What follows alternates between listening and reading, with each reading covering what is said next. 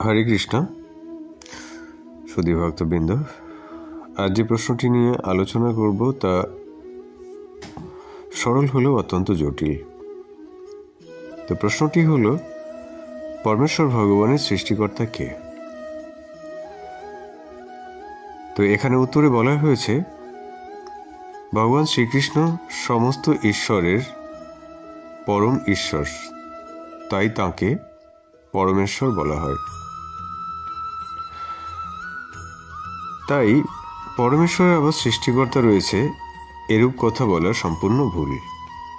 যিনি পরম, তাঁর উপরে কেউই থাকেন না। যদি থাকেন তবে পরমেশ্বর কথাটি ব্যবহার করা হতো না। শাস্ত্রে শ্রীকৃষ্ণকে অসমর্থ বলে বর্ণনা করা হয়েছে। অসমর্থ কথাটির অর্থ হলো যাঁর সমান কেউ নেই এবং যাঁর ঊর্ধ্বে কেউ নেই, তিনি পরমেশ্বর ভগবান শ্রীকৃষ্ণ। আপনার আমার সৃষ্টিকর্তা রয়েছে বলেই তো আমরা ভগবান নই। যে কারণে আমরা ভগবান নই, সেই কারণটি ভগবানের ক্ষেত্রে আরোপ করা কেন?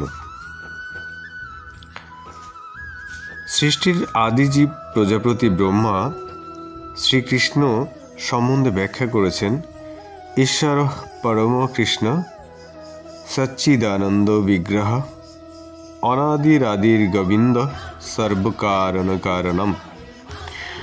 অর্থাৎ সচ্চিদানন্দময় শ্রীকৃষ্ণই পরমেশ্বর ভগবান। তিনি অনাদিরও আদি এবং সমস্ত কারণের পরম কারণ।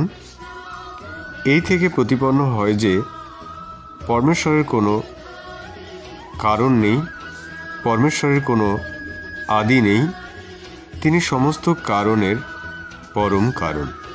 হরে কৃষ্ণ।